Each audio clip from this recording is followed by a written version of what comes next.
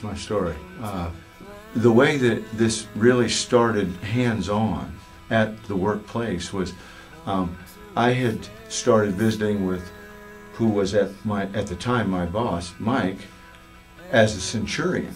And I gave him the story of Luke 7 and the whole centurion story. And we do have more than 100 employees that work with us at Curtis. And as operations manager, Mike is basically over all of that. And I've tried to encourage him with his the level of responsibility he has, caring for all of these families. And Mike genuinely has that heart to serve these people. It's not to squeeze out of them what we can make for the company, but to take care of them as part of our organization. I work as an operations manager for a trucking company, in charge of about 70 men. It's a huge responsibility, and over time get to be almost too much, you know. I know these guys are counting on me to give them a good living, and not only them but the customers we work for. We're responsible for them and their livelihoods. I just couldn't do it alone, and I needed help, so I reached to Jesus, and He was there for me. And we've just been blessed.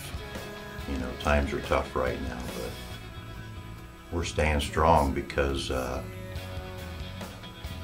try to live my life every day to glorify Him.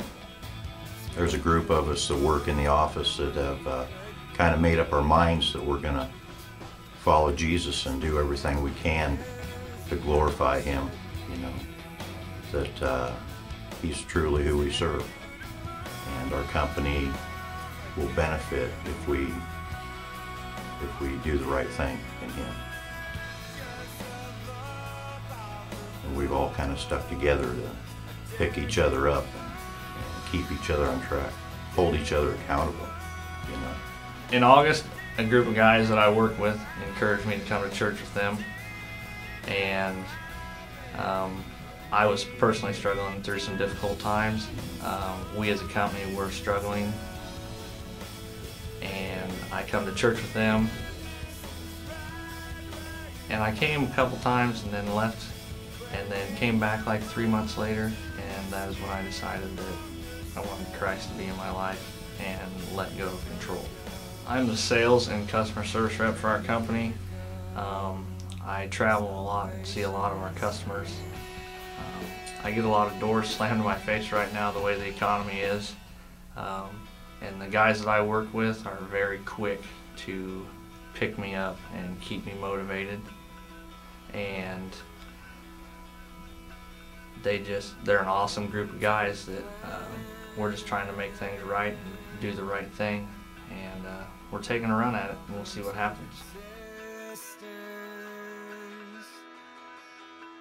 Here's my story. I always joke that Mike's my rock and Calvin's my hero, and I hate to ruin it to these guys, but there's somebody better than them I'm looking at now.